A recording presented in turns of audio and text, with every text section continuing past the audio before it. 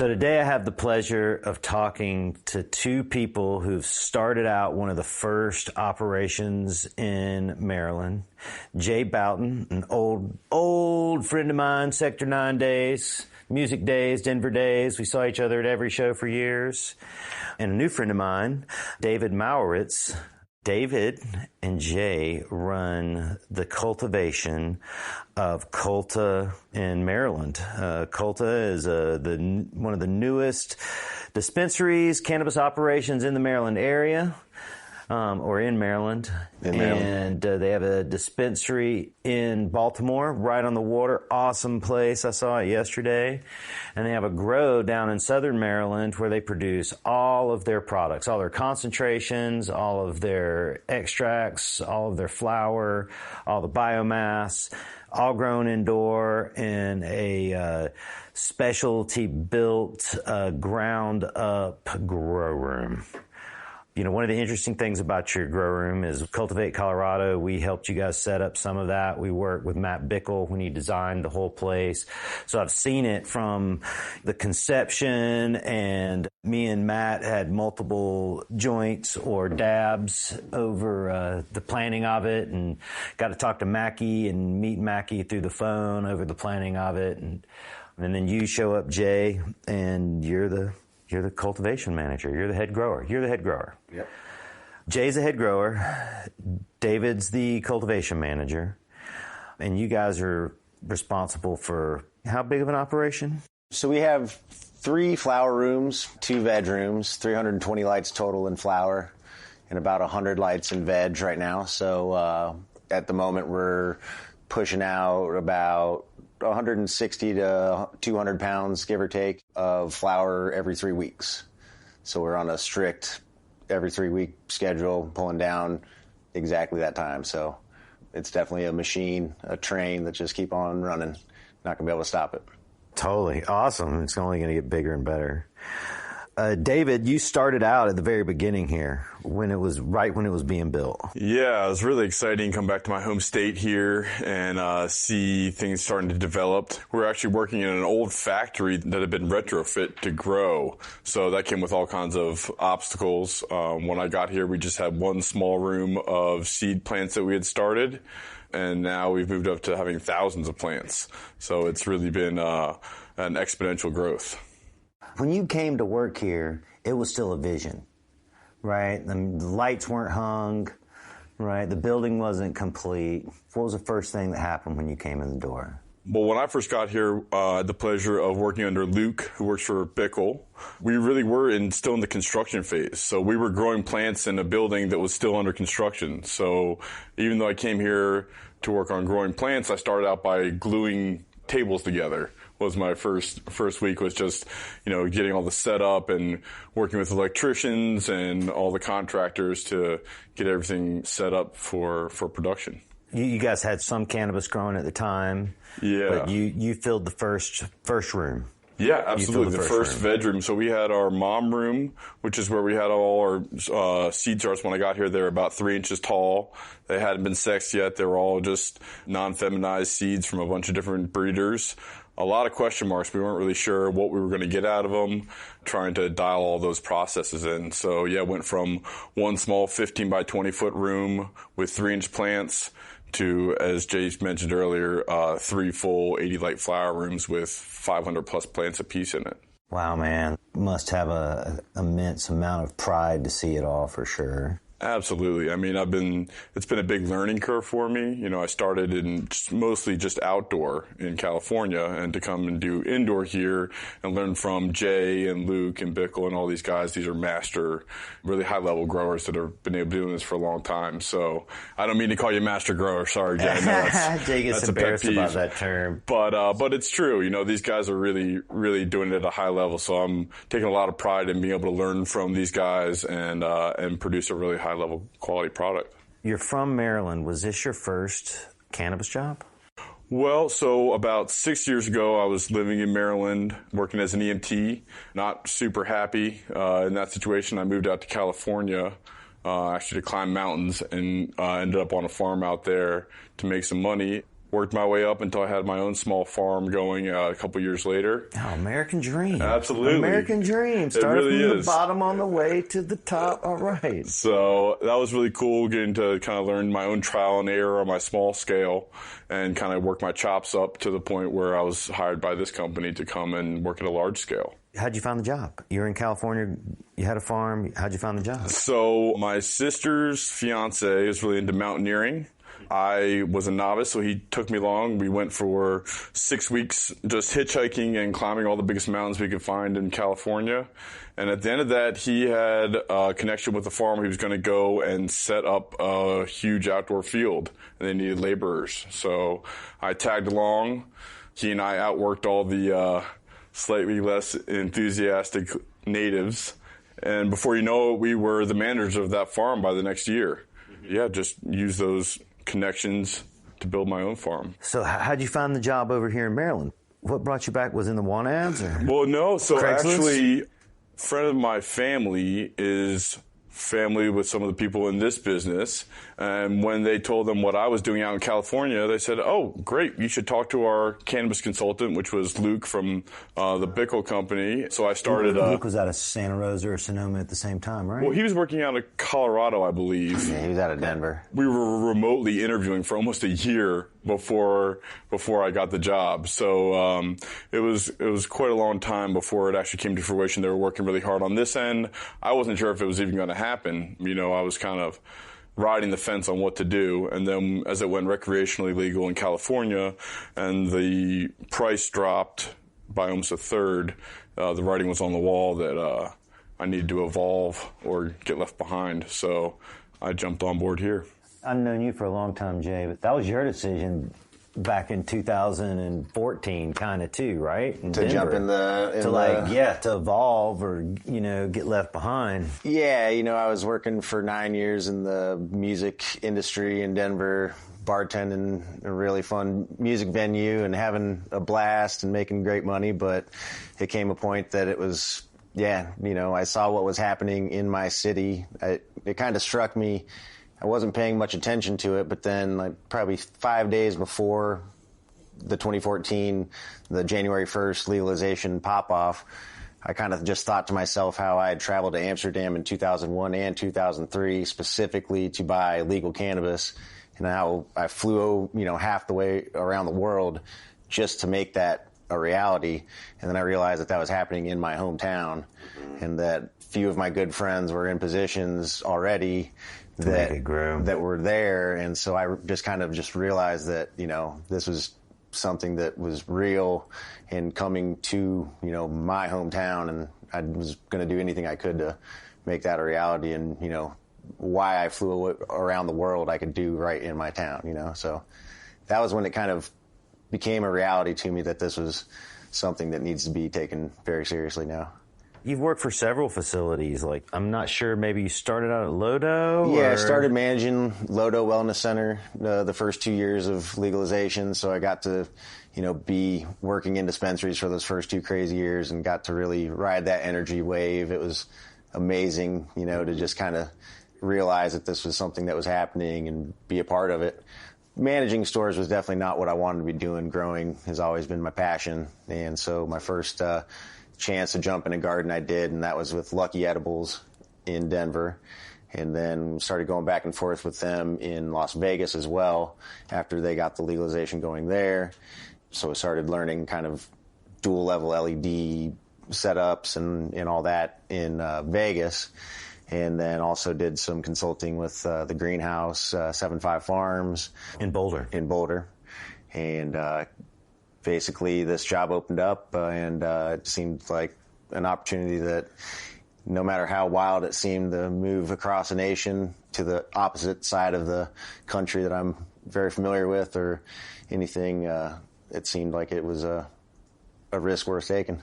You were just going to come over here and like consult for a minute, and then it ended up like landed into a full-time job. Yeah, so Bickle Consulting, they have so many different jobs going on that initially Luke Batten, who was supposed to, you know, come here, get it, and got the first bolt in the ground, the first plant, you know, seed in the ground.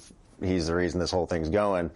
there was many more jobs that started coming up, and he had to leave earlier than expected. So they were definitely needing somebody to come out and fill that void. And so initially it was, yes, a 6-month temporary type of a situation. But after the first week, I kind of realized that this was going to be more than a temporary situation for me, with the people I was working with, the company that I was working for, the equipment I get to utilize, the genetics we get to use, just the fresh energy of Maryland being so new and everybody's excited. I realized pretty quickly that I was probably not going to go back to Colorado. Not for a few years. Yeah, right. No, man, you guys got a great thing. You got a great team. You know, Mackey's an awesome, like, powerful energy guy to work for, like, super cool guy. And he's real motivational. And I know some of your other team, both Michelle and Michelle, and everybody seems just so happy to work there. Obviously, something's going on right, for sure. Yeah, and in this industry, I know that we're lucky just because I've seen CEOs and owners and seen them all, and not very many of them have the overall feeling that this company does. You know, there's always a few people that just aren't with the culture and with the cannabis plant and what we're doing. And everybody that's on the Culta team right now is just knowing that this cannabis lifestyle is becoming more and more prevalent, more and more just normal, and we're trying to bring that to this area that is not used to that being a regular way of life. It's very underground and not really talked about, even though there's already over 70,000 medical patients in the state in a year. Yeah, hey, let's back up a little bit. Let's talk about Culta. Let's talk about Mackey, right? Culta is a really high-end dispensary. It's in Baltimore. It's right on the water. It's 215 Key Highway. It's right on the Inner Harbor in Baltimore, so it's just beautiful location, big windows, overlooks, you know, the water. We were just there yesterday, and we got some pictures on our Instagram site if you want to check it out. Right next to Federal Hill, the really cool park that you can overlook the city from, you know, multiple different angles and get great views. Really nice spot, high-end dispensary, you know, not pretentious at all for like how nice it is inside. There were all types of people that were in there when I was there. There were people, you know, that wanted the cheapest product or the cheapest pen, and there was somebody who was buying like the top-notch nugget. Yep. Interestingly, the guy buying the top-notch nugget, which you guys sell in little glass jars, right? He looked the poorest, to judge anybody by their clothes. He looked the poorest of them all. Yeah. Right. He's spending his money on He was probably the real head, though. He was the one that... Well, he's the head for sure, man. You know, he knew what was going on, and he knew what he wanted. It's people are willing to pay good money for good weed, no matter who they are or where it is. That's for sure. Yep. You guys had great weed there. Like, all the nugget looked like it was, you know, dealers, growers' nuggets, right? Not just like customers' nuggets. The crystal was intact. It wasn't smashed. You guys had it prepackaged, but you did a really good job of it. Yeah, the trichome preservation is one of our biggest things we try to, from the minute it's off that plant to the minute it's in the customer's hand, we try to do everything possible to make sure as many of those heads are still there. You guys are great presentation, lots of extract. You guys are doing some Willie's Reserve stuff. Yeah. I noticed there, CBD. It's their first East Coast market, and it's their first medicinal-only market. So we're starting out with CBD, heavy flower, Rosa Berry, and the Love. Basically, we're going to start with there and just kind of keep building that and keep on trying to bring, cool stuff to the CBD market here. Apothecana is, the topical company from Colorado is something that's that's right now in the works, and topicals, right? Yep. And they're, as far as products that I sold in dispensaries in Colorado, that's one of my favorites. So I'm really excited to just be partnering with them, and G-Pen, the Geo-Pen, we're the sole provider for Colorado. Today, man. Those are great. Pure sauce and terpenes, no cut of any sort. So trying to do our best to offer the definite highest caliber product in the state. It's totally high end. Mackey says over and over again, I've heard him say it over and over again, it's the culture, thus the name Culta. It's the culture. It's we want the highest end. We want quality. That's what we want to separate ourselves. And coming from this area, the way that they always kind of describe it is they want us, we were trying to be like the dogfish head of cannabis here, you know, where you're known nationwide as just providing, you know, unique product that being experimental somewhat with it and just having something that nobody else has and knowing that it's quality first and just always paying attention to that. And that's being a craft beer drinker as well. Whenever they analogize that, I kind of like that. Yeah, I'm touching on what both of you guys are saying is that, like, you know, there's all different markets that you can strive to meet. And like you were saying, you're seeing people in the dispensary buying a full range of products. But we really want to be the go-to for that really high-end boutique, trustworthy. But even our popcorn bud sales, and I say those with quotation marks, people, whenever we've had them, anybody that comes in, they're like, if this is what you guys are selling as popcorns, then... So even when we kind of have saley type of things going on, most of the time, even our low end, I like to think is pretty high end in reality. Yeah, no, what you're doing and what I've seen you do, Jay, specifically over the past several years. Okay, other dispensary owners, listen to this. Other growers, listen to this, okay? You only put the best nuggets out for sale. Just because you grew it doesn't mean it's necessarily worthy to go into that bag. Right, you have to take just criticism of your pounds of weed, right? You have to curate that flower. It can't just be like this whole crop's great because guess what? It's not. Yeah, there's always some laggers. There's always some laggers, and you know the end user gets those laggers, and that's what Jay and Culta is really doing awesome here. Is they're curating their weed.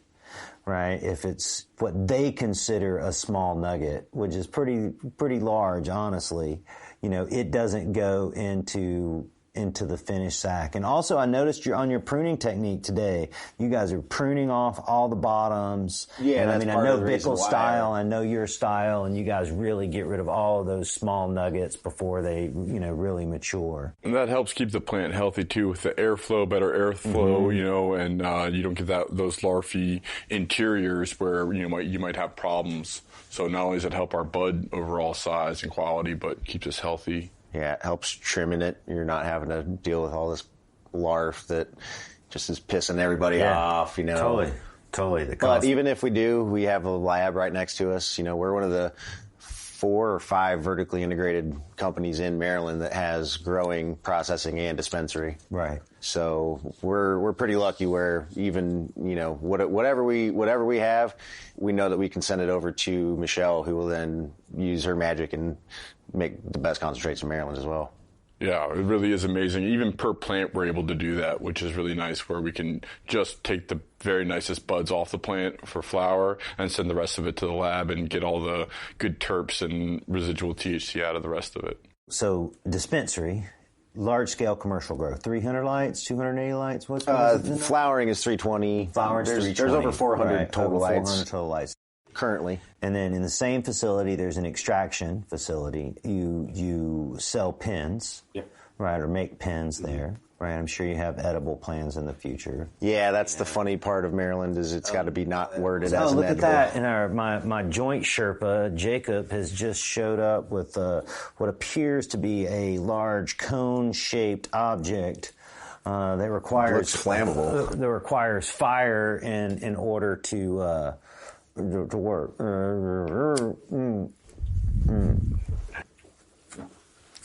What was that one? A little mix. It did have some of that 92 in there. The 92 cease and desist? Oh, yeah, it was a great one, man. Yeah, I really appreciate when my friends are running grows because I have a better opportunity. They know like the type of weed I'm into and, you know what to show me. And yep. Most of my friends are heads too, so they've always got the best weed. Best weed right here in Maryland. Right here in Jay's living room. Jay and Dave's living room. Whoop, whoop, whoop. So me and Jake have been driving up and down the East Coast, checking out grows. We stopped at Grow West. We stopped at Terrapin Station. We were at the Worcester Cup in what appears to be Worcestershire, Massachusetts, but it's Worcester, I believe, is the way they pronounce it. Great Cannabis Cup. You should go next year if you're on the East Coast. Man, the East Coast is blowing up, man. It's so good to see it. We've seen so much weed. Stinky, just nasty hippie weed, man. It's That's been what you're saying. Incredible. The super hippie weed you smelled in Mass? Dude, we smelled this shit. What was that stuff, man? It literally smelled like a gym locker of hippies, dude. It was disgusting smelling. You're just drooling over it. You're like, oh, can I have it? Yes. I want some of that. But, Massachusetts, home of Massachusetts Super Skunk, debatably maybe home of Sour Diesel. They have demanded high-quality weed for a long time. There's been a weed scene there for a long time. UMass has really pushed it. The students of UMass have been at the focal point of cannabis legalization from the many different organizations have come out of UMass Cannabis Action Network, Students for Sensible Drug Control Policy, or just a few. But, man, great weed there, dude. It was really good. And then we went up to Pennsylvania, where it's vape only up there, right? And saw another huge operation of all super good looking ganja. Anyone who thinks that it can only be grown in Colorado or California or Oregon or Washington or not wherever they're from, weed can be grown dankly by growers throughout the world, especially indoors. Yeah, with all these HVAC systems and this technology that's coming out, it's kind of making all areas equal at this point. You guys use the Geopod system. G-Pod system. Can you explain what that is? It's a hybrid system. Yeah, they're just large. It's a CO2, humidity, and temperature all-in-one unit, basically. Mm-hmm. So all of our environmentals are controlled by we have 5 units per room, but it's an all-in-one system. So they're definitely nice. They're a little loud.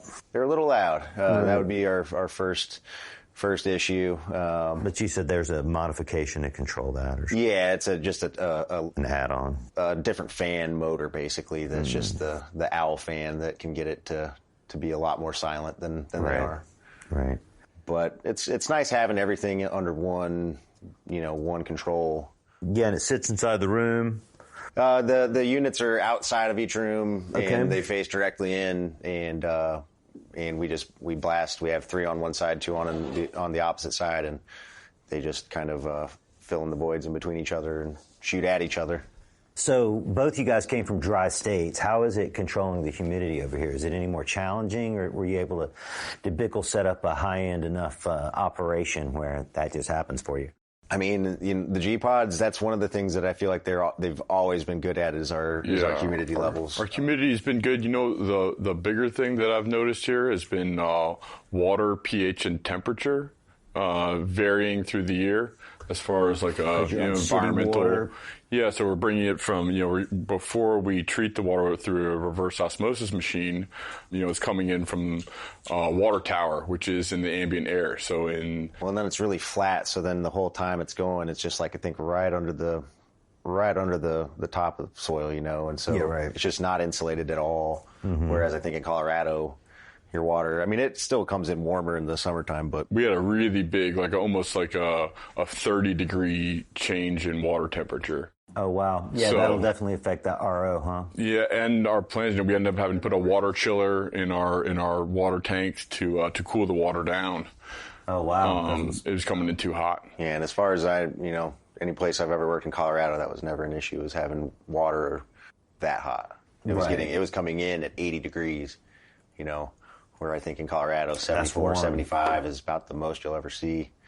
It was noticeable real quick once the summer temperatures hit and stayed that way. You could just tell real quick that water temperatures were the issue. Wow. And we got the chiller, and 3 days later, the issue was fixed, and it's unbelievable how water temperature, that was, like you said, a major lesson learned out here, how quickly that can affect it. And that's kind of how we've been doing, starting up a brand new facility. It's been a lot of lessons like that, where before we even had plants in here, we had some VOCs in our water that we were dealing with, and we couldn't understand where they were coming from. Turns out we had a sloppy plumber putting together pipes and put way too much glue in there and would off gas into the water. And we couldn't figure it out but there was one of those things. We got water testing done. We eliminated all the different variables that it could be, and we ended up correcting it before it did any real damage. But it's been a lot of those type of things, finding out Hermes and light leaks and all these little issues that you get with a new facility. Yeah, so Maryland, new state, new laws, different laws. All the states are different, and they have had a restriction on the genes that could be brought in, the seeds that could be brought in. But before that, in compliance with the law, Mackey was smart enough to fill a really large refrigerator up with genetics. Yeah, I think there was probably a 4-month window. Mm-hmm. And that's when you could either source clones, seeds, whatever route you wanted to go with your genetics. That was your choice. And we chose to do the hard route. We went all seed, whereas we could have easily sourced, you name it, clone from Colorado. But from the legal market in Colorado, so many of those genetics are already kind of spoiled with either a PM or a mite or just, something. And so... Right. Well, Colorado's a difficult market, too, because, they, just like Maryland now, right, you can't bring any new genetics in, right? So you're forced to only buy existing genetics from existing genetics or seeds that are made there. And some seed companies have just started up there, DNA's had an operation there for a moment. Exotic Genetics. There's other people for sure. There's Dark Horse. There's Ethos. Compound. Yeah, totally. There's people that have started it up, but it's a really incestuous marketplace there. Yeah. So there's quite a few grows that source their clones originally from those, from California, Colorado, other places, and they immediately had issues. And before they had approved list of pesticides to deal with them too. Right. So that's why you're seeing Forward Grow right now. They just got fined $125,000 and got put on a 2-year probation. Basically ruined their entire company's reputation for spraying pesticides. Before the regulations allowed them because they brought in dirty genetics, and they're paying the consequences now. We started. We popped 3,000 seeds to get going. And we definitely dealt with some Hermy issues. Pheno hunting is super fun, but at the same time, it doesn't help your test scores. It doesn't pay the bills. Yeah. It doesn't pay the bills. So we had, our first 6 rounds were basically, for the most part, pheno hunting and just figuring out that. And so between the different phenotypes and different Hermes from different breeders, it was a tough first 6 rounds, at least. Looking in hindsight and seeing what Forward Grow's done and the bullshit they've had to go through all day, every day, forever, I will take that harder out on popping a seed and figuring it out and doing it the right way, making sure that your genetics are clean and what they are. And that's by far the better route to go than having to even skirt other crap. You guys have been in the industry so long, you know what a dirty grow, the morale in a dirty grow, and how people don't want to go in. Oh man, the trimmers wearing masks, and instead of laughing and singing and laughing, you're putting on masks and you're literally just can't wait to get out of there. A grower standpoint, it's just a nightmare. It can be the best job, or it can be just something that makes you when you love buds that much and you got to throw them away. That hurts, and so the fact that we are, just cloned our 18th round. We just harvested our 15th round, and we have yet to fail a biological test. That's just a testament to how high regard we put on sanitation of our facility, keeping it really clean, and then not, taking the hard route, like Jay's saying, and pheno hunting and going through all those issues to make sure that we really bring that high quality medicine to people. Plus, when you find that pheno, it makes it even funner, pretty more cool. special. Yeah. Yeah, totally. So, how many seeds you guys plant out when you first started it? I think it was about 1,000 a room, right? Yeah. So 3,000. Yep. 3,000 room to start. So a room. So you took a flower room, your 80 light flower room, and put 1,000 seed plants in it.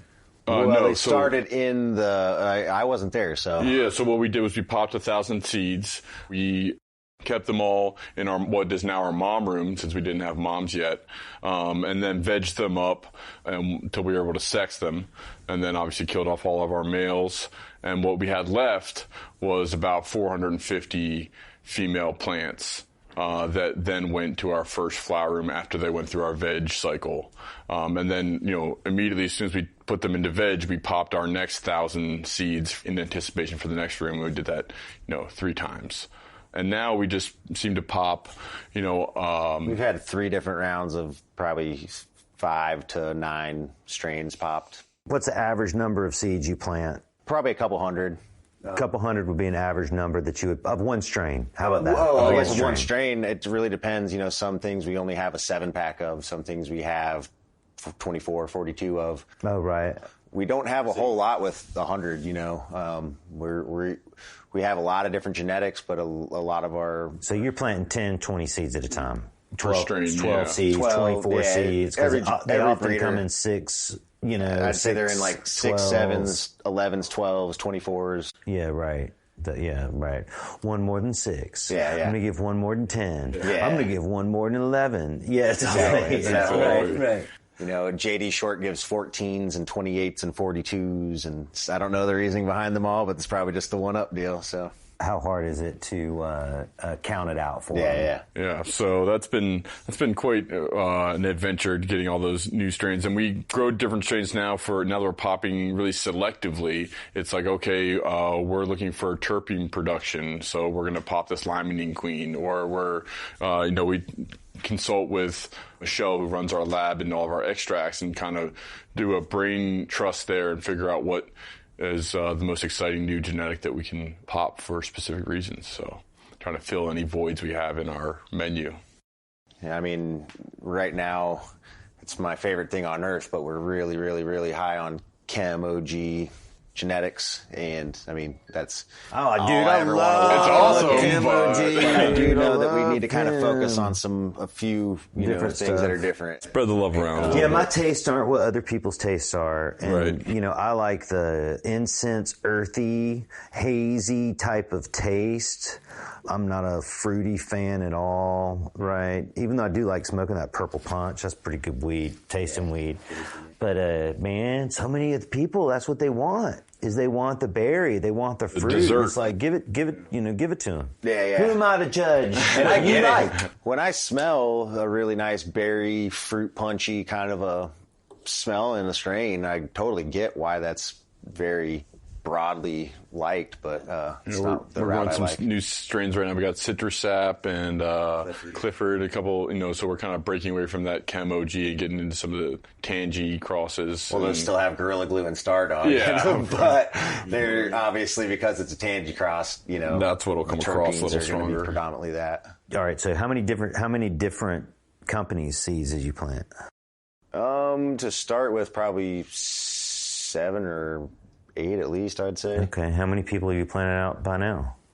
Right now, we're down to probably 4. But 5 of them, I'd say. So like of all the people you've planted out 7 or 8 genetic different companies. Yeah. We have, we have Archive, CSI, Second Generation, Exotic, DNA. Top Dog, DNA. A private breeder out of Denver that is Luke's buddy that we got our Grapefruit Sour Dream and our 92 cease and desist from. Yeah, which have been hitters for us. The cease and desist, great story. Why do you call it cease and desist? A friend of a friend was showing a strain that we were growing to a pretty good, well-known musician in Colorado, and it turns out that is a strain that they claimed as their own through a different dispensary in Colorado, and so real quickly, through a friendly photo, there was a cease and desist letter sent our way to stop growing the strain, but we quickly showed them that was their strain crossed with the different strain, which makes that not their strain. Yeah, totally. A little convoluted, but it's still it's first started out as Cookies and Dream, and so it's still 92 CD. It just stands for cease and desist now. Right. The acronym is 92 CD, and so now the CD went from Cookies and Dream to cease and desist. This name came out of after about 7 joints of 92 CD last night. So I just set these guys up to stage that. But we fell out. We thought it was hysterical when cease and desist came up, for sure. So, man, you planted all these different companies out. Here's the juice, man. Because, man, some of y'all breeders, y'all ain't doing your work. Could you see the unstable seed lines? Could you see problems in people's seed lines? All breeders are not created equal, I'll tell you that. Yeah, lots of Hermy issues in multiple breeders and lots of just genericness where seeds, nothing special. Multiple strains were obviously had to have been picked from the same batch of seeds but still labeled different, you know. Mm-hmm. What I imagine is that they had a bucket of 10,000 seeds. They just closed their eyes and reached certain depths in, and it's like, this is this, and no, further down there's going to be that one, and all from the same pile, and then labeled differently. That was probably the biggest bummer. But yeah, I mean, our Hermy issues there was certain times we were pulling 20% of a room. Yeah, and those were we would still have remaining Hermies that we would cut the branches out and try and salvage, but we would literally have to kill almost 20% of a room. And in those early days when you're just all overhead and no profit and you're going to your, telling everybody, oh, well, this is going to be a light harvest this round because we had to pull all these plants. The first couple, when I first was there, so I moved to Maryland in April, and so it was 2 weeks before the first harvest was when I was first here. And then basically, so I started right before the first harvest.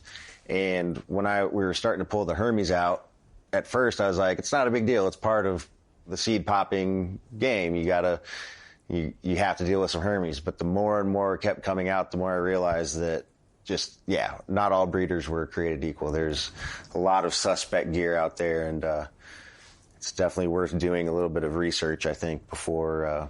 And spreading your bets out. If you're unsure of a breeder, don't go solely with their seeds, because there's a couple breeders that we used that if we had only used their seeds, we would have really been screwed. Fortunately, we had, even in those first few rounds where there was a lot of disappointments, we had some shining stars that came through and really carried us, that didn't hermaphrodite, that tested really high right off the bat, that had good yields, that were easy to grow. And those are the ones that really kept us going in those early days. So I noticed, we won't say any of the bad names, any of the bad people. I noticed it looked like your garden was mostly full of archive and CSI genetics. Yeah, I would say it's archive, CSI, and exotic would be our top 3 breeders that we've... It almost looked like it was all archive. I would say we're almost 60, 70% if you really think, and if you look in our seed bank of what we have down the pipeline, he's the bulk of, at least a good chunk of what we have to go still. So totally. I saw big piles of archive seeds left to plant too. Yeah. Man, both Fletcher and Caleb do awesome jobs. I always recommend them to people. I'm sure I'm recommended them to Mackie when he went to get the seeds. Yeah. I'm glad you did. Right. Yeah. I mean, what I've told people is Fletcher's non-keepers are better than multiple breeders' keepers at this point. Oh, wow. The phenos that are non-desirable are still amazing. It's we're going to have to tether Fletcher to the ground after that comment. It's kind of crazy. After popping that many different people, though, it's kind of like it's pretty impressive when you see what comes out of those packs. I love to see the math of genetics meet the planting of the seeds. And when you get to plant a bunch of seeds, you get to see the math pop out. And we saw some of that today with some of the CSI Mindo Perps. We saw 2 distinct different phenotypes in it. Yeah. Right? A more traditional Mindo Perp plant, and then one that looked different, more like Urkel, and I'm going to have to do a little research to see what the actual cross was. But it was the 2 different phenos in the hybrid cross. You can see we call one the green pheno and one the purple. Right. And the green pheno is definitely not very green, but comparatively. Yeah. Yeah, but the nug structure was different, though, for sure. It has a round nug structure. But that was just it. There's only 2, 2 plant growth patterns, 2 structures there. Yeah. Right. It's pretty cool to see it, man. Definitely. And our Dosido 22, I think, is the other one that's got the most noticeable phenotype differences from the same pack of seeds that are spitting images almost of the moms, but then obviously the combination of them. Right. All right. So let's have a speed round. What's the whitest strain you have? Humboldt Legacy OG. Like frostiest? I'd say it's gotta be cookies and cream. Oh, okay. What's the most commercially hugest strain? Dosey Doe. Diesel dough. Wow, this is awesome. What's your favorite to grow? Shit. Oh, a true head grower. He doesn't have one favorite. That's like a father. He doesn't have one favorite child. I got a favorite. Forget those other kids. I like 92. The 92 to me has been just great to us from the start. And, when you're always assessing watering, I love plants that drink a lot, because it just like, I love hitting those plants, and so you're always having to really, really soak those plants and they take it all. So from a growing standpoint, the 92 is just really solid. Yeah, I'd say probably Space Face or Rocket Fuel, because it's just structure-wise closer to some of the OGs I've grown in for years in Colorado. So yeah, oh man, that Space Face was good. Hey, you know what? We should call up our joint Sherpa and see if he can't get us some Space Face. Hold on, joint Sherpa. Space Face. Oh, look at that. Immediately he has it. Quick results. Right. Yeah, that guy's good. Yeah, totally. That's what happens, I looked long and hard for a joint Sherpa. Jacob was the only one that applied for the job, and so he got it. By default. Oh, man, I love that little speed round there. Hey, so what plant surprised you the most? I know out of all those seeds, you got to have been surprised by something. I would say the Poochie Love or the Landmine from Archive, because they're both the Pacific Northwest dog shit. So that's like supposedly equatorial sativa, like a Mexican sativa. Just seeing the pure, that like tropical style out of it, which I don't know. I don't know why I wasn't expecting that. For some reason, I thought the dog shit was was like something else. Right. And so it definitely was not. I think mine was the our grapefruit sour dream.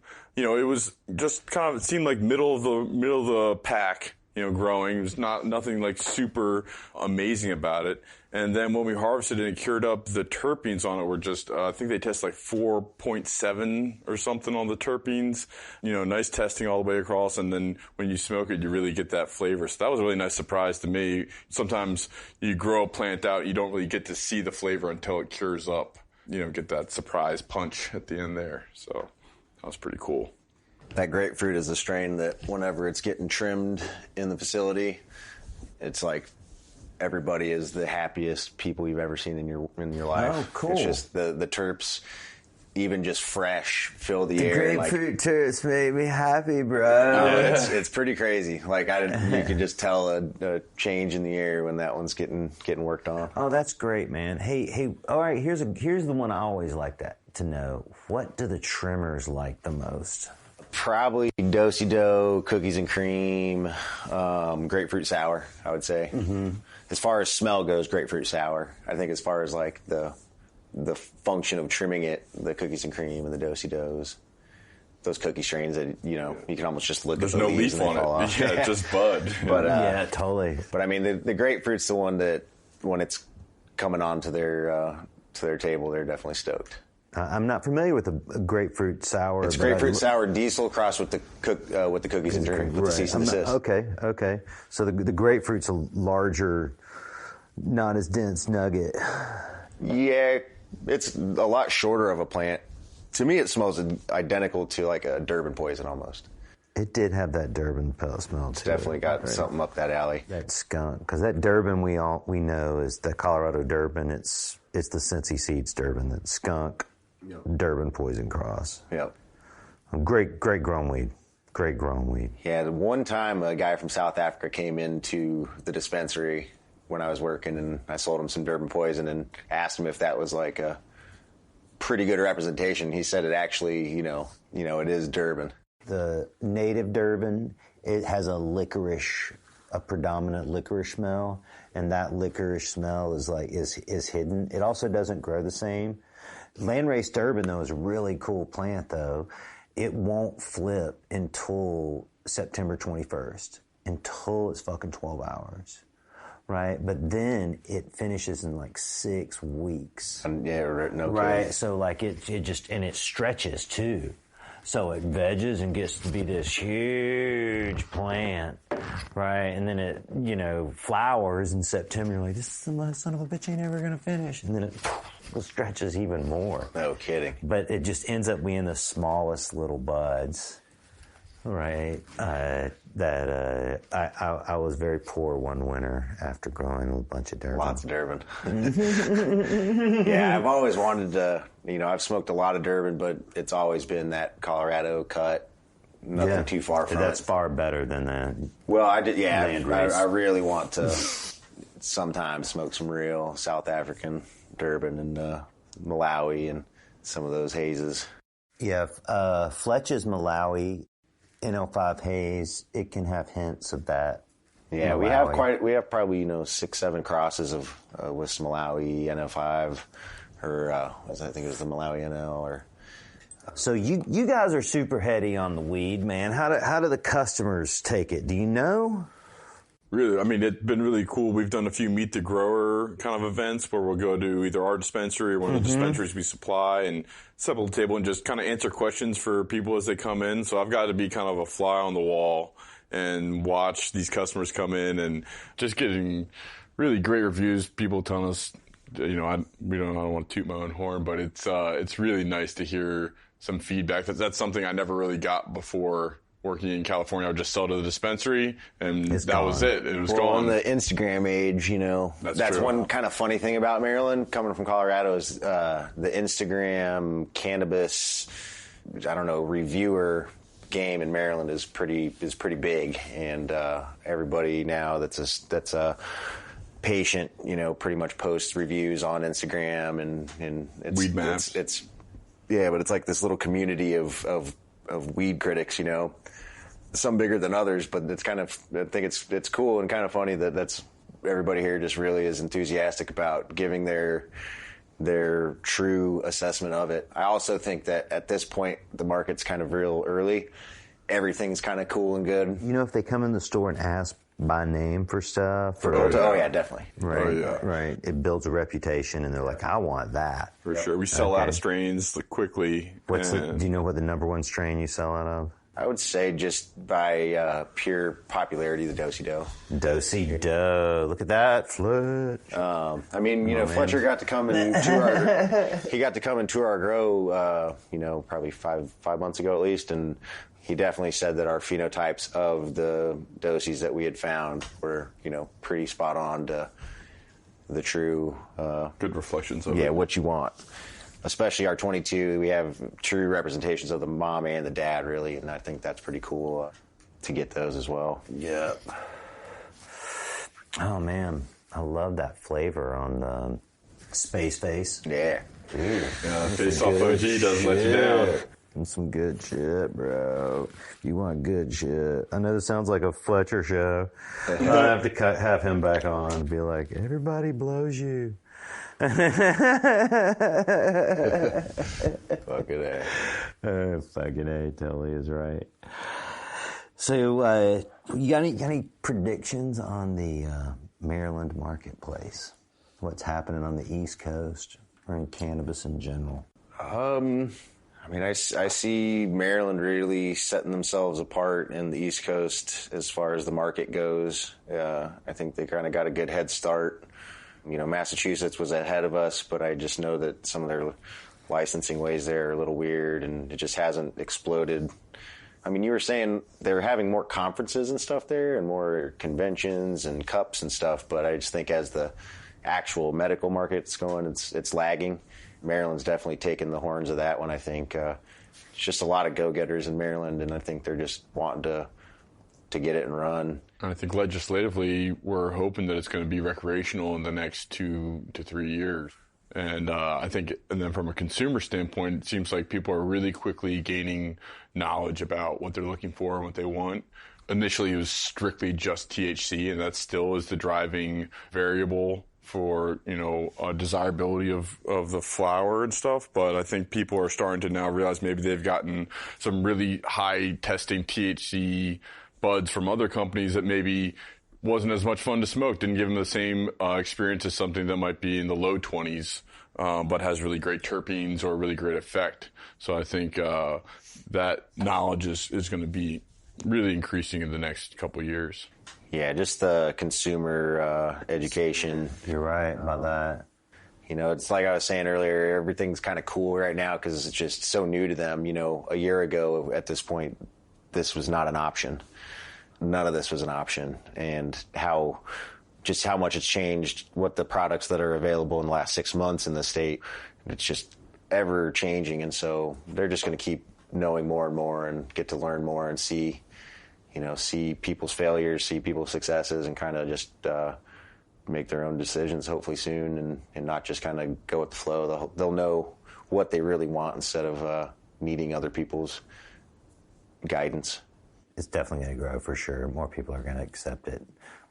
It sounds similar to how like Colorado and California was right when it became legal, that many of the police officers didn't read the memo, listen to the briefing. I don't think they were listening. Or give a shit. Yeah. Right? And so they'll get reprimanded a few times, and then they'll begrudgingly start letting people go, and things will change. But yeah, they think of it, as like a farce to legalization. And you know what? It goes medical, usually goes rec, or that's on the people's idea. And partly because you realize, okay, there's a medical use. This is totally harmless. Look at how much revenue this is generating everybody. Look at how much healthier people feel over their lives because they're able to self-medicate. And they're like, well, maybe it's not so bad. The sky doesn't fall. Sky didn't fall, and maybe we should let, responsible adults decide that they can use it for themselves however they want, without having to go to a doctor, to tell them. Yep. Well, we just had our company year-end luncheon here, and we had, one of the older, she's a Republican lady that was instrumental in helping Culta come to the Eastern Shore, to Cambridge. She was our guest at lunch today, and you could see, her herself was a convert as to the fact of our intentions and how well we're actually able to do what we say we're going to do. And we actually, are bringing industry and hopefully some money to Cambridge and the Eastern Shore in general, and just kind of helping that stigma end. We're doing a lot to help with drug war, trying to help out ex-felons, trying to do stuff, especially out here, for people whose lives potentially have been ruined or really set back because of the war on drugs and dumb cannabis arrests and stuff like that, and give people a chance and, just community, try to just spread love, make it known that that's what we're here for. Both of you gentlemen are absolutely accomplishing that goal. Be proud of yourself. Pat yourself on the back that you are helping out, people that need it. And you are breaking down the war on drugs a little bit too, man. You're successfully overgrowing the war on drugs. Yeah. It's one way to beat them. Yeah. Awesome. Jay and David, Culta, thanks for being on the show. I'm so glad you invited me here in your living room with both your dogs crashed out snoring, and such a great, thing you guys are doing over here. A year from now, this is going to be exploding. You guys got a lot of crazy You have to shit. come back and do another podcast next year. Yeah, we'll do an update. No doubt, man. No doubt. Well, hey, thanks again. And this is The Real Dirt with Chip Baker.